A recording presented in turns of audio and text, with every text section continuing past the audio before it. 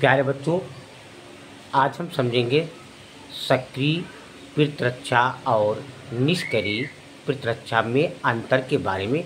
आपको बहुत ही आसान तरीके से समझाएंगे सक्रिय और निष्क्रिय प्रतिरक्षा के बारे में।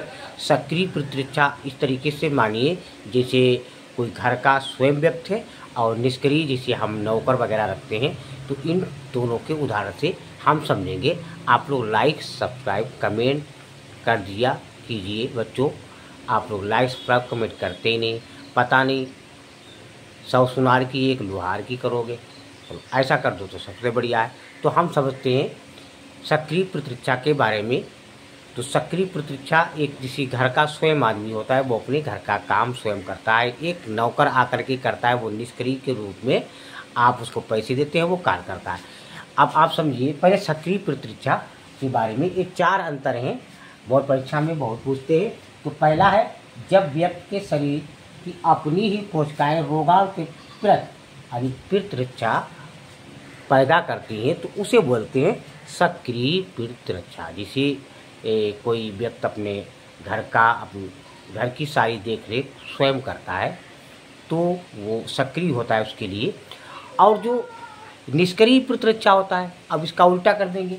निष्क्रिय में क्या होता है कि जब शरीर की रक्षा के लिए किसी अन्य जीव के शरीर में, क्योंकि हम दूसरी जगह से किसी नौकर को लाए हैं काम करने के लिए, तो जब शरीर की रक्षा के लिए किसी अन्य जीव के शरीर में बने प्रतिरक्षी सीधे शरीर को दिए जाते हैं, वो कहलाते निष्क्रिय प्रतिरक्षा। दूसरा अंतर, एक तो पहला अंतर हो गया। दूसरा अंतर, यह प्रतिरक्षा धीमी होती है, इसमें प्रभावशाली अभिक्रिया प्रदर्शित करने में अधिक समय लगता है। जैसे स्वयं आदमी अपने घर का है, तो वो अपने आराम से काम करेगा, चल जाएगा नहीं। और किसी नौकर को बुलाओगे तो वो उसको पैसा देते हैं, उसको आपने बता दी कि इतने समय तक काम करना है, तो वो निष्क्रिय है, तो वो ज़्यादा अधिक तेज़ी के साथ कार्य करेगा क्योंकि उसका समय है। तो इसी तरीके से जो सक्रिय प्रतिरक्षा है, दूसरा अंतर, ये प्रतिरक्षा धीमी होती है, इसमें प्रभावशाली क्रिया प्रदर्शित करने में अधिक समय लगता है। और ये निष्क्रिय प्रतिरक्षा में क्योंकि बाहर से नौकर लाए हैं, वो जल्दी काम करेगा, तो ये इसमें तुरंत प्रभाव दिखाती है निष्क्रिय प्रतिरक्षा में।